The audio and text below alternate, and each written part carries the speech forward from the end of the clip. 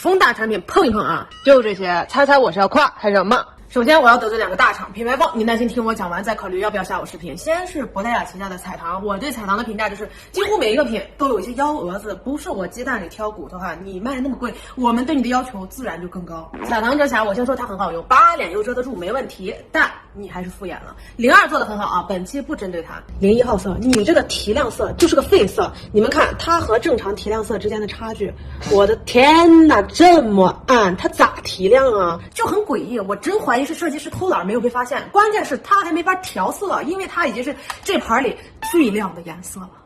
没有人说过这个问题，会导致我们消费者买到了觉得是不是我选错了色哈？我来告诉你们，别听官方什么冷调暖调，不是大黄黑皮，全给我选02。还有你家定妆喷雾，定妆是过关的，但缺点也是致命的，因为你卖180，你的喷头就不能不如几十块的定妆喷雾，好吧？我真怀疑你们的供应商偷工减料了，没有被发现吧？真的，它的水雾一点都不开散，它就像个冲击波，拿近点喷脸，水珠甚至会从下巴边缘滴下来，但这么大力你又喷不远。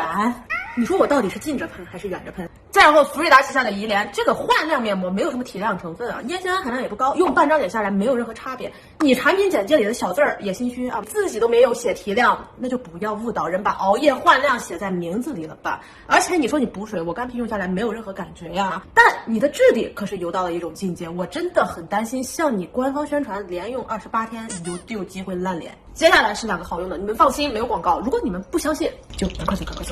校色定妆喷雾，定妆力是真的不错，下午2点化的妆，到晚上10点还在脸上纹丝不动，能将妆容寿命延长个3小时左右。为了不伤肤，敏感肌也能用，所以它没有添加酒精，所以成膜很慢啊，1分钟左右。小问题，擅长进茉莉水乳，我差一点就不想教你，因为很多博主都在推，广告满天飞，我又没接，我干嘛夸呀？但它是真的深刻让我体验到了清爽不油不厚重的肤感和非常补水保湿这2件事可以不冲突。水的吸收感非常强，乳的质地也是非常牛，像果冻一样，但一抹化水，有一种它会形成一层透气的保护膜，把你皮肤的水都兜起来了的感觉。对你用的话，点点关注。